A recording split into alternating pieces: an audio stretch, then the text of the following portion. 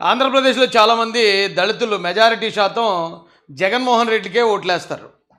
ఇది ఇప్పుడు కాదండి, వాళ్ళ నాన్నగారు ఉన్న దగ్గర నుంచి కూడా దళితులు ఎక్కువ శాతం అటు కాంగ్రెస్ పార్టీకి, ఆ కాంగ్రెస్ పార్టీ తర్వాత జగన్మోహన్ రెడ్డికి ఓట్లు వేయటం అనేది 100% వాస్తవం, అందరికీ తెలిసిందే. ఒక్క 2024లో మాత్రం మాలాంటి వాళ్ళు ఎంతోమంది గట్టిగా కృషి చేసి అక్కడి నుంచి దళితుల నుంచి కొద్దిమందిని వీళ్ళ నిజస్వరూపం తెలియజేసి బయటికి తీసుకురాగలిగాం. అయితే ఇప్పటికీ ఉంది కదా అది, దళితులు జగన్మోహన్ రెడ్డి ఓట్ బ్యాంక్, ఎవరిని అడిగినా అదే చెప్తాడు.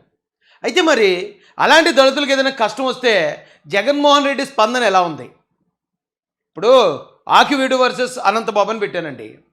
నిన్న అనంతబాబు గారి భార్యకి కోర్టు బెయిల్ ఇచ్చింది, ఆమె బయటికి రిలీజ్ అయింది. ఆమె డైరెక్ట్గా మర్డర్ కేసులో ఉంది. అనంతబాబు గారు ఆల్రెడీ మర్డర్ చేసినా నేను ఒప్పుకున్న తర్వాత అదే కేసులో మళ్ళీ సిట్ ఎంక్వైరీ చేసింది తెలుగుదేశం గవర్నమెంట్ వచ్చాక. దళితులు తెలుగుదేశం ఓడించడానికి చూస్తారు, మెజారిటీ ఓడించడానికి చూసినా సరే అక్కడ దళితులకు అన్యాయం జరిగిందని సిట్ ఎంక్వైరీ చేస్తే వారు సిట్ వాళ్ళు మొత్తం ఎంక్వైరీ చేసి ఈ అనంతబాబు గారే కాదు వాళ్ళ భార్య గారు కూడా ఈ మర్డర్లో ఉన్నారని వారు తేల్చి కోర్టుకేస్తే ఆవిడ బెయిల్ మీద రిలీజ్ అయ్యింది. ఆకివీళ్ళలో నాకు ఒకసారి ఆశ్చర్యంగా ఉంటుంది, కొన్నిసార్లు కోర్టులో వచ్చే తీర్పులు కూడా చాలా ఆశ్చర్యంగా అనిపిస్తుందండి. ఇదే జగన్మోహన్ రెడ్డి గారి తమ్ముడు అవినాష్ రెడ్డి మర్డర్ చేశాడని సిబిఐ కన్ఫర్మ్ చేశాక అరెస్ట్ అవ్వకుండా బెయిల్ ఇచ్చారు కోర్టు వారు.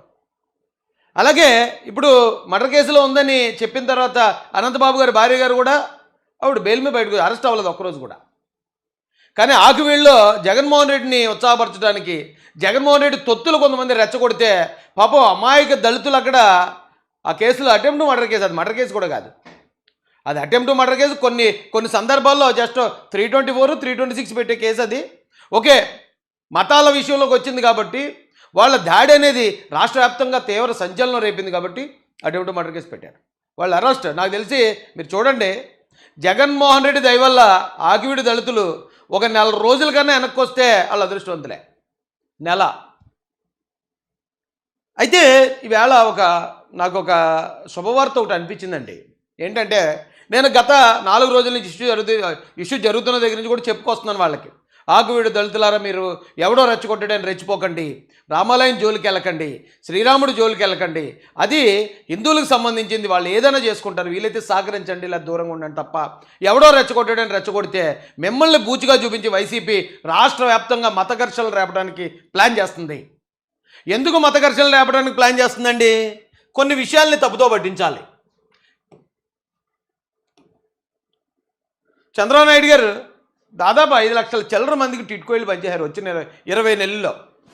జగన్మోహన్ రెడ్డి 5 సంవత్సరాలు పరిపాలన చేశాడు, అప్పటికే చంద్రబాబు నాయుడు గారు టిట్కోయిళ్ళు కంప్లీట్ చేస్తున్న వాటిని కూడా ఒక్క ఇల్లు కూడా ఇవ్వలేదు. కానీ చంద్రబాబు నాయుడు గారు ఇచ్చిన హామీ ప్రకారం వచ్చిన 20 నెలల్లోనే కొన్ని లక్షల మందికి ఇళ్ళు గృహప్రవేశాలు అయిపోయి. ఇప్పుడు దాన్ని తప్పుదారి పట్టించాలి అంటే ఏదైనా గొడవ క్రియేట్ చేయాలి. ఏమంటే ఇది ఆన్ చేయండి, తప్పుదో పట్టించాలంటే గొడవలు క్రియేట్ చేయాలి. అది అంబేద్కర్ కోనసీమ జిల్లాలో అయితే కులం గొడవలు రేపడానికి చూస్తుంది వైసీపీ, ఇక్కడ మతం గొడవలు రేపడానికి. ఇది చాలా పెద్ద ఇష్యూ అయిపోయినండి. అయితే నిజంగా ఇప్పుడు ఏదైతే ఆకివీడు పెద్దపేట దళితులు ఉన్నారో వాళ్ళు రిలీజ్ చేసిన ఒక వీడియో ఉందండి, ఆ వీడియో చూపిస్తాను.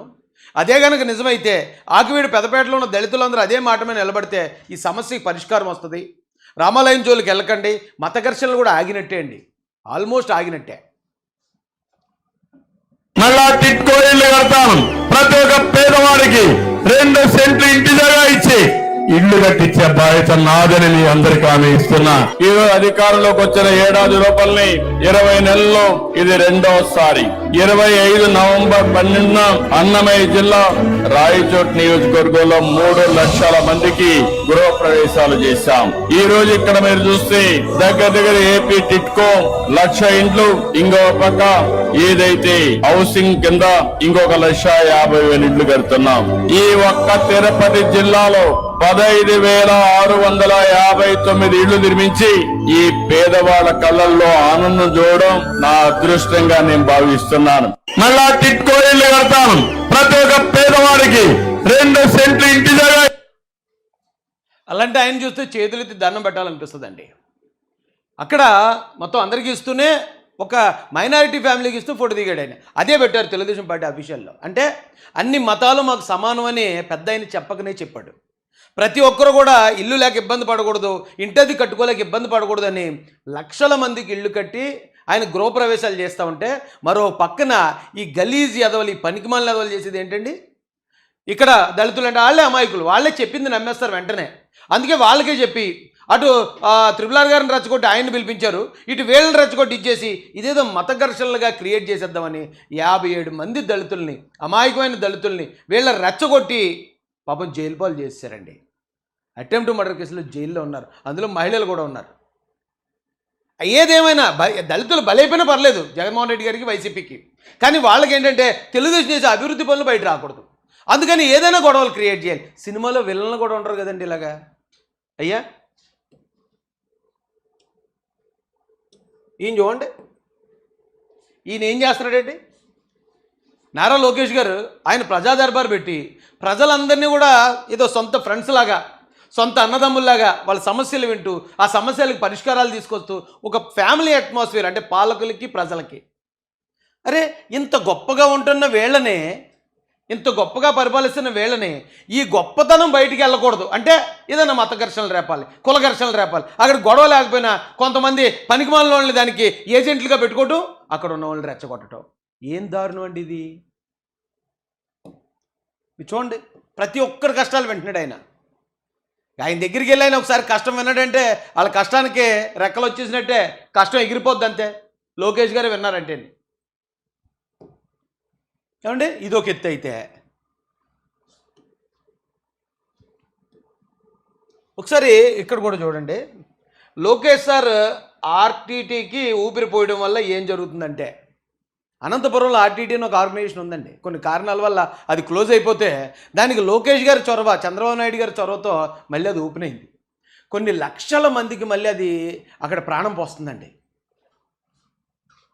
సిటీ వచ్చేసి నేను పుట్టుక ముందు నుంచే ఉంది, అందులోనూ మా అన్న కూడా మాటలు రావు. చిన్నప్పటి నుంచి చదువు పరంగా పిల్లలు మాట్లాడని వాళ్ళకి స్కాలర్షిప్స్, ఊళ్ళో ఫ్రీ చదువులు, కొంచెం పై చదువులు చదువుకున్న వాళ్ళకి బాగానే సాయం చేసినారు. ప్లస్ ఆవులు కూడా రైతులకి ఆవులు అన్ని కూడా ఇచ్చినారు, లోన్ల ద్వారాను ఆవులు పెట్టించి. ఇల్లు కూడా సార్ ఆర్డిటి స్థాపించింది సార్, బాగానే డెవలప్ చేసినారు పల్లెటూర్లలో. చదువు పరంగానే ఎక్కువ మోస్ట్లీ అందరికి బాగా హెల్ప్ అయింది. ఆరోగ్య వ్యవస్థ దాంట్లో కూడా అంతా ఫ్రీగానే ఉండింది. మధ్యలో తీసేస్తారన్నారు ఆర్డిటి, తర్వాత మళ్ళీ ఫ్రీగానే వచ్చింది. ఇప్పుడు ఆర్డిటి సేవలు చాలా బాగానే తీసేస్తారు అనుకున్నాం 2021 అప్పుడు. కానీ ఇప్పుడు లోకేష్ సార్ ఏదైతే దీన్ని ముందుకు తీసుకెళ్లి వాళ్ళతో మాట్లాడి మళ్ళీ మనకి సేవలన్నీ తీసుకొచ్చారు. ఇంకా ముందు కూడా ఇట్లనే కొనసాగుతాయని అనుకుంటున్నాం. ఆర్డిటి అయితే ఎప్పటికీ పోదని మా నమ్మకం. ఆర్డిటి వచ్చేసి నేను పుట్టుక ముందు ఏమండి, లోకేష్ గారు, చంద్రబాబు నాయుడు గారు, ఇక ఈయనే ఆర్డిటి వ్యవస్థాపకుడట. దానికి మళ్ళీ ఊపిరి పోసారండి కొన్ని లక్షల మందికి. తద్వారా కొన్ని లక్షల మందికి మంచి జరిగే ఆర్గనైజేషన్ అది. ఇలాంటి మంచి పనులు, గొప్ప పనులు వీళ్ళు చేసుకెళ్తూ ఉంటారు.